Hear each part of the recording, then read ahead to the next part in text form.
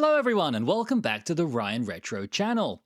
The PlayStation Vita was well ahead of its time with its beautiful OLED screen and lovely sleek design. Its great library of games have ensured its ongoing popularity. Now in 2026, we have a handheld clearly inspired by that beautiful design philosophy of the PlayStation Vita, but that hopes to achieve so much more. So is the Retroid Pocket 6 a worthy successor to the PlayStation Vita, and just how well does it handle PlayStation Vita games? In this video, we're going to find out. Today we're going to run through a bunch of PlayStation Vita games on my 12GB variant of the Retroid Pocket 6 with the performance profile set to its lowest mode, standard with the fan turned off. For this test we have the backend renderer set to Vulkan, we're using the Mr. Purple T19 driver, and we have a 2x upscaled resolution, so we're playing these games in 1080p. Apart from that, all of the settings have been kept default. We'll be starting from the lowest rated game ever released on the PlayStation Vita and making our way all the way up through the ranks to the most highly rated game ever on the PlayStation Vita. If you're enjoying the video, please feel free to like and subscribe at any time. So let's jump into it. PlayStation Vita on the Retroid Pocket 6, how is it? We start today with the lowest rated game ever released on the PlayStation Vita. With a score of only 33 out of 100, it is Call of Duty Black Ops Declassified. This is a game that was made by Nihilistic Studios, not the usual Treyarch or I believe it's Infinity Ward, trying to think back to my teenage years. The company who made this game never released another game again, which shows how well this release went.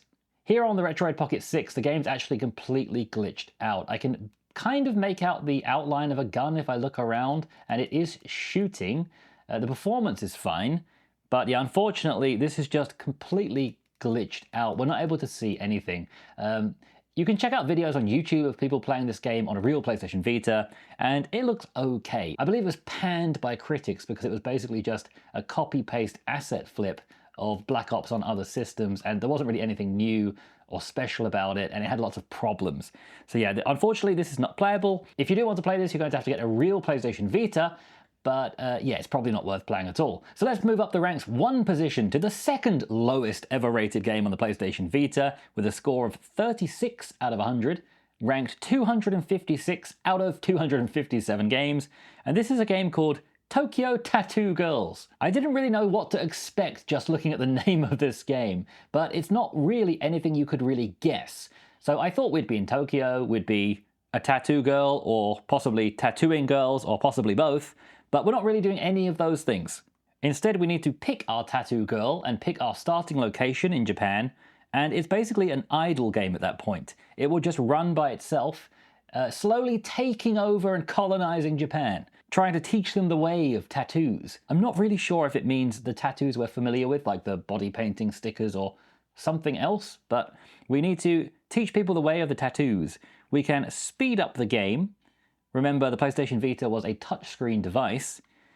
We can go to super speed as well, and all you really need to do is just look out for briefcases popping up on the screen and sirens. Briefcases are good, sirens are bad. So if you see a briefcase pop up, you just need to tap on it and then you get some money. And if you see a siren pop up, you need to tap on it and get rid of the threat. That is it. And there's no real way of losing.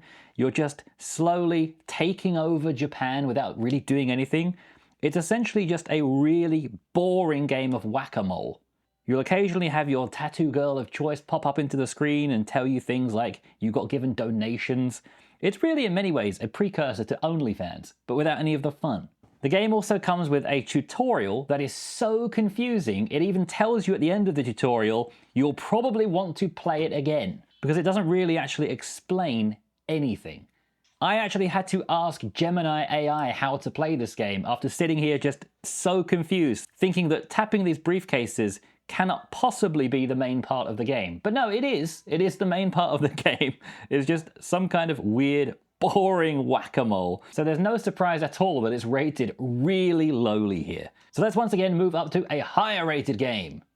Our next game, which begins with just scrolling through a woman's body, which seems to be a recurring theme of these PlayStation Vita games, is actually a racing game, Ridge Racer. I'm sure it's familiar to basically everyone watching this video. It's a game I've tested on loads of different systems at this point, and it's been released on pretty much every gaming system that you can think of at this point as well. Here is the PlayStation Vita version, which is rated at only 44 out of 100. I did find in my testing during emulation, it's actually quite hard to get it running without crashing. Ghost Battle seems to be the only kind of race I can actually do.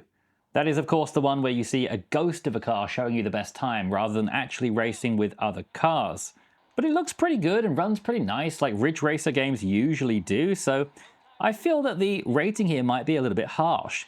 It's rated number 253 out of 257 games. So we are still firmly at the bottom of the rankings. But just right out of the box, just a few seconds into the game, it's already far more entertaining than Tokyo Tattoo Girls. It does feel a little bit like it's aiding me too much. I'm not really the best at racing games, and it feels like I can't really do anything wrong. It's kind of just holding me in the track. No matter what buttons I press, I can feel it forcing me into the right position. I'm not sure if that's why it was reviewed so poorly, but it definitely feels like I'm not actually really controlling this car very much. When you slide around a corner, you feel it pull you into the right place, which does kind of take away the fun. It makes it feel like I'm playing a kind of racing visual novel rather than an actual racing game. It's definitely not a simulator like Gran Turismo anyway. So yeah, while it seems quite, boring and too easy, it's definitely not the worst. It's at least a game, which is more than I can say for Tokyo Tattoo Girls. So let's jump into now a game quite a bit higher on the list. We're not just going to go through these games one by one because we would be here forever. Okay, you battle-hardened soil dweller, are you listening carefully? We've infiltrated the enemy's base and we're sending you in. Our next game, I believe, should be the #1 game of all time, because it has the beautiful voice acting of Matt Berry. I don't see how any other game can compare to this. This is Worms Revolution Extreme. It has a rating of 67 out of 100, and it's ranked 170 out of 257, which I think is just so unfair. Let's see how this goes. Sure you can! It even has references to other games. What a game! A game for the gamers. I'm not sure if this game is just too British to score highly in the charts, but I think it's fun. I did actually play quite a bit of this over the past couple of weeks. I've gone back to the beginning to show the tutorial because I want to hear more of Matt Berry. This is a game that I think is pretty fun, but it does have to be said there are so many Worms games at this point that you don't specifically need to play this one. They're on all kinds of systems. I mean, I was playing Worms on my old PC a very long time ago, I mean decades ago. So I do recommend everyone play Worms because it's really fun, but you don't necessarily need to play the PlayStation Vita version of Worms. Speaking of games available on many systems, we also have the God of War collection, God of War 1 and God of War 2. These are remakes of the PS2 versions of the game, and while PS2 emulation is generally much better than PS Vita emulation, it's still not perfect either. We do still have slowdowns and stuttering in certain games on certain devices in PS2, so it's great to have options. One thing that's a bit frustrating about Vita emulation, the Vita3k application, is that sometimes you get this black bar at the top of the screen that can be quite hard to remove. Sometimes you can fix it by doing things like backing out of the game and jumping back in, or switching out of the game and then back into the application again. There are ways of getting around this sometimes. But right now, as I sit down to film, typically it's hiding the frame per second counter. So I'll just add in Retroid's own one here so you can see the FPS.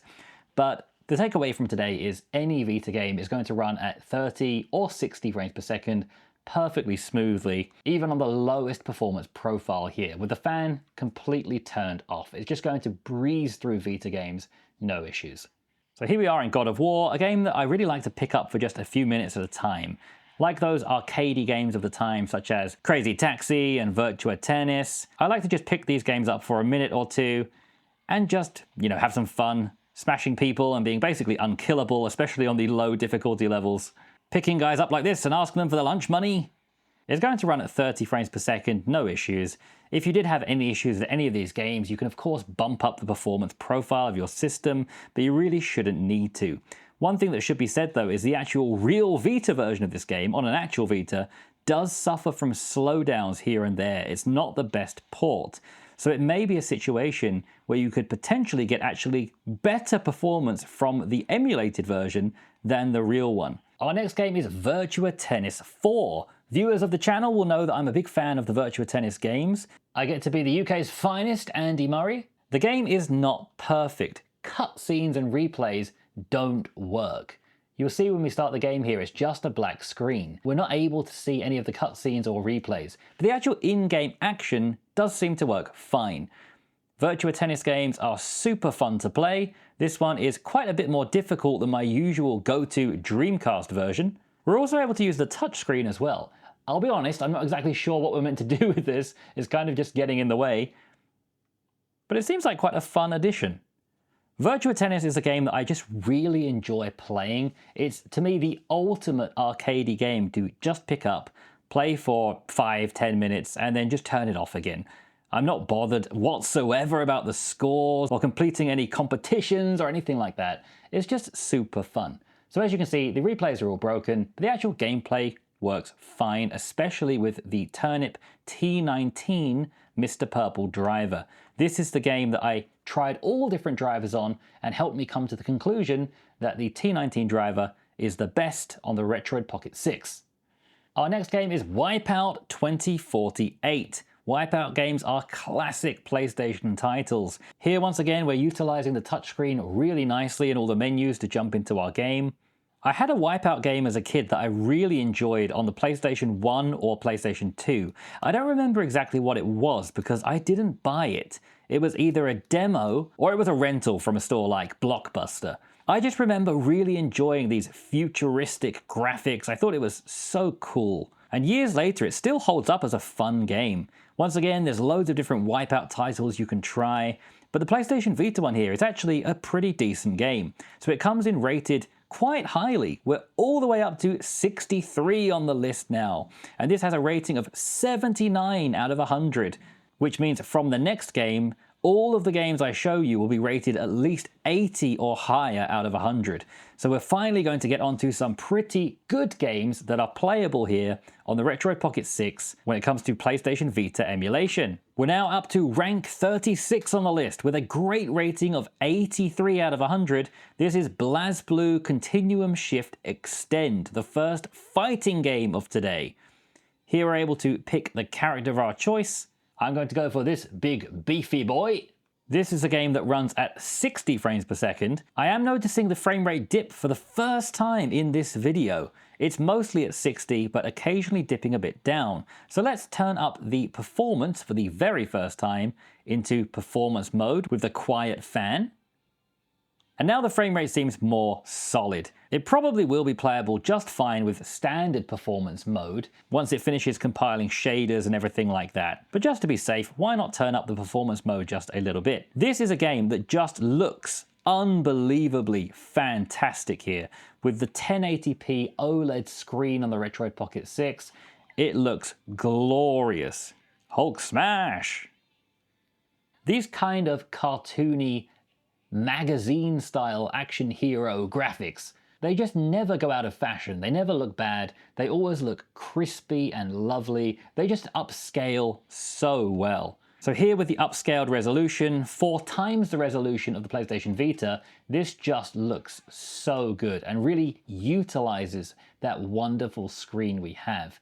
Now, being a shooting game, you might prefer to use the D-pad for this. So this is one of the situations where having the D-pad up top might be more preferable for you. For me, with the Retroid Pocket 6, I'm comfortable using both the D-pad and the analog stick, although bending the thumb down like this does cause some fatigue after a while. So it's much more comfortable keeping your thumbs up the top and using the analog stick, at least for me in my experience. Oh, that doesn't look good. It's button mashing time. I'm giving that kind of energy like on The Simpsons. I'm just gonna stand here and stamp my feet, and if you get hit by it, it's your own fault. This strategy cannot lose. I'm just gonna swipe my hands like this, and if you get hit, it's your own fault. We're now on to the very good games. This is Gravity Rush. Ranked by Metacritic with an 83 out of 100, it is number 34 on their list of the best PlayStation Vita games. But when I search best Vita games, which I have done many times in the past, many people actually list this as number 1. This is a game that lets you suspend gravity and fly into the sky. You're then able to use the gyroscope of the PlayStation Vita, or in this case our Retroid Pocket 6, in order to float up into the sky. You're then able to distort perspectives, turn walls into floors, etc. It's a really fun concept. It also has a pretty comic book style story to flip through, so we're able to turn things around like this. It's just so fun. And I cannot imagine how fun this would have been to get it when it first came out on the PlayStation Vita. It must have felt so futuristic. So if we float over there, stop in mid-air and fall down, and then float once again, we can just fly all around the map. It's super fun. Let's fly at the crow. Oh, I thought I got him. So while here this is ranked number 34, I know a lot of people will actually rank this in their top 3, or at least their top 10. Gravity Rush is a really cool game worth checking out and runs beautifully here on the Retroid Pocket 6. We're now moving all the way up to game number 4 in the list, ranked with a score of 88 out of 100. This is Rayman Origins, a super fun platformer game. I'm sure everybody watching this video is very familiar with the Rayman series. These are games that I used to rent as well back in the day on PlayStation 2, maybe even PlayStation 1. I remember them very fondly, and this one is just so smooth. It runs at 60 frames per second, as you can see at the top left of the screen. Most of the Vita games we've been playing so far run at 30 frames per second. This one is noticeably smoother at 60. And it's just such a joy here. Now finally, we have the number 1 rated game ever on the PlayStation Vita. This is Persona 4 Golden with a rating of 93 out of 100. This game is just fantastic. I've been playing this game handheld. I also docked the Retroid Pocket 6 to my TV and played it in docked mode as well because I was just getting so into the story. This game is fantastic. I love it. I'd never been into Persona before, and I had so many people request me to play Persona games on my channel before, and now I see why, because it's just so fun exploring, fighting, going through the story. There's so much to do. Completing riddles by funky students. Let's try this. Red is Group A, Grey is Group B. White's putting it down for Group A. Orange has a Group B tattoo. Oh, I hope it's not the Tokyo Tattoo Girls again. Green A is for Sheezy. Pink is Group... but I don't even know what this guy is saying anymore. This guy is too funky for me. Which group does the color black belong to? A or B? Holla! I have absolutely no idea what's even going on. Oh yeah, tell me what all those items have in common. They're the top 6 color of car. Okay, this is really not demonstrating why I like this game. Forget all about this stuff.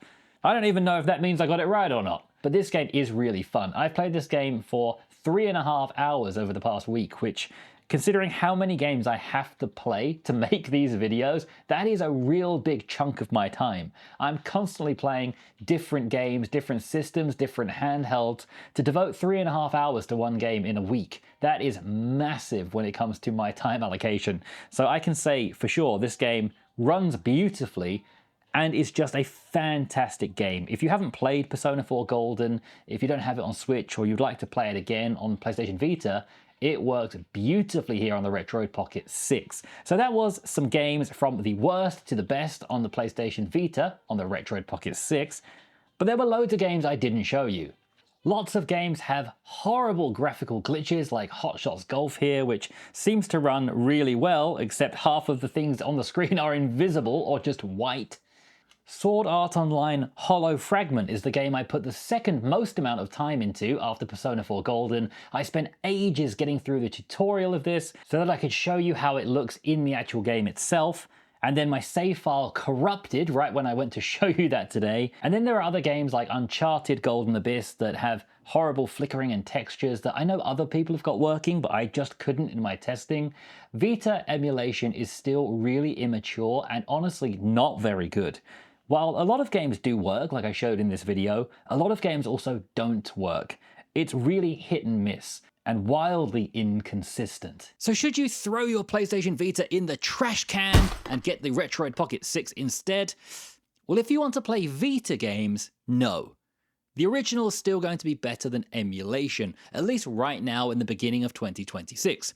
Vita emulation still has a long way to go, and while we're able to play loads of PlayStation Vita games really well, like even Persona 4 Golden and Gravity Rush, there's still loads of games we cannot play on Android yet.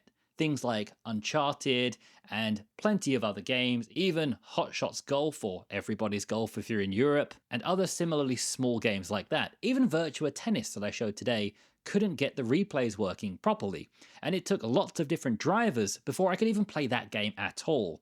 So if you want to play PlayStation Vita games specifically, stick to the PlayStation Vita.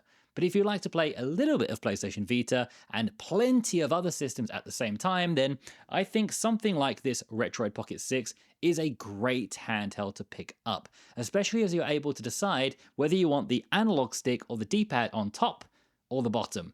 It's really customizable to your needs and wants and desires like that, so I do highly recommend picking one up if you don't have anything like this already, or if you already have something similar like a Retroid Pocket G2 or an Odin 3, you're probably good to just stick as you are. If you would like to buy a Retroid Pocket 6, please consider using my affiliate link in the description below, and of course, if you haven't already, please also consider liking and subscribing. Thank you ever so much for watching, and I'm sure it won't be long before I'm saying hello again.